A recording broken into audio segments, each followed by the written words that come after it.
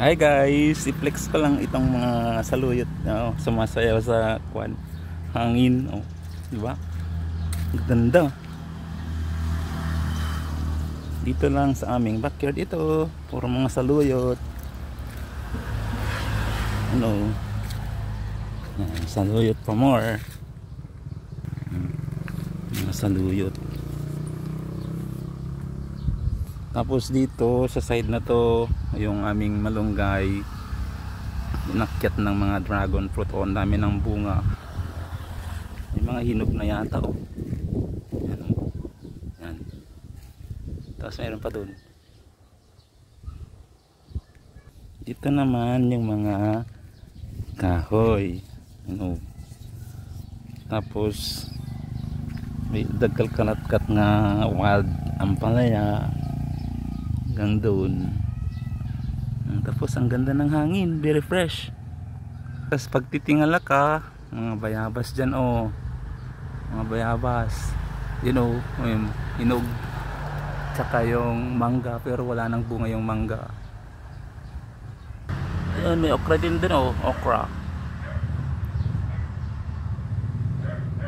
Sa part na to, mga talong naman, oh, yan, oh, talong.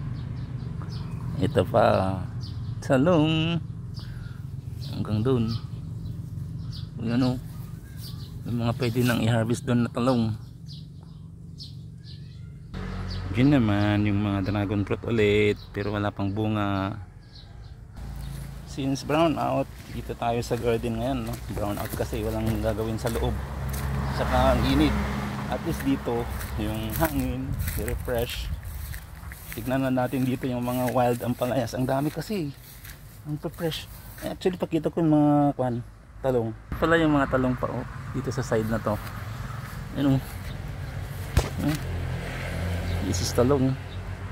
Andito na yung mga ampalaya. Oh, ang ganda. Mga wild ampalaya, oh. Kalkalat-katan na gitarong. Tapos mga saluyot. Dito na kung saan dahil ampalaya, oh, puro mga wild ampalaya yan. Kaming lemongrass, oh, lemongrass. Tapos dito yung mga katuday, oh, katuday. May bulaklak doon, oh. Pag high blood ka, the best ito. Ito naman yung mga gabi, ano, gabi. Dikot nga abadag ito ikakabsat. Ano, dati bangus yung entuno. Ang alakay lang ti aba dito, so isag pawayo. Tapos no, nangan kayo itipin na hanyibilbil lang, tamabalay ng imulan ni, oh, imulan ni mamik. Tapno, nagbunga dito yung kami gumagatangan. You know. Ito naman yung nakatan na saging. Pay bunga na. Nagabuti si buwal na baba.